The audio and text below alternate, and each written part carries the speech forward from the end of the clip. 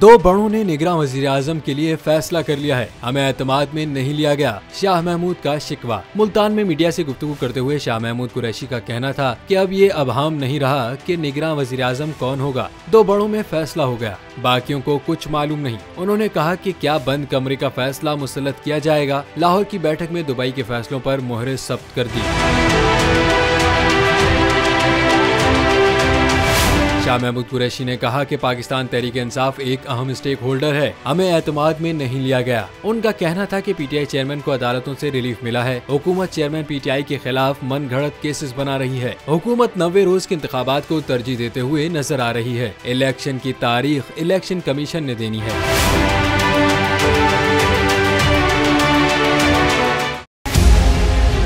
मुल्क मुस्तहकम मईशत की तरफ गामजन, स्टॉक एक्सचेंज भी मुस्बत रुख दिखाने लगा। मईशत की सूरत हाल बेहतरी की तरफ जा रही है। हम IMF के कर्जा मिलने के बाद इस सूरत हाल को बेहतर मजीद कैसे कर सकते हैं। कर्ज बहाली के रोशन इम्कान। बोल ने निभाई अपनी सहाफती जिम्मेदारियाँ। महंगाई से परेशान आवाम के लिए उठाई आवाज। रिपोर्टर और इक़्तिसादी माहिरीन के सबसे बड़े पैनल के साथ बोल की मिशन मईशत की सबसे बड़ी ट्रांसमिशन 63% आवाम ने देखी अपनी स्क्रीन पर।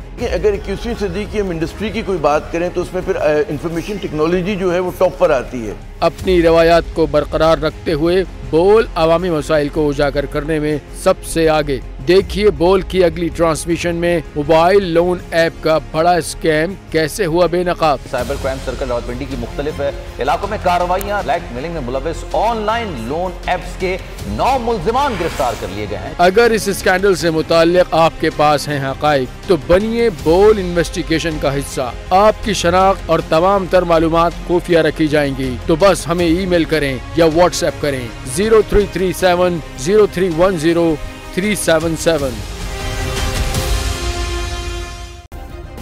सब्सक्राइब करें और बेल दबाएं ताकि कोई खबर रह न जाए।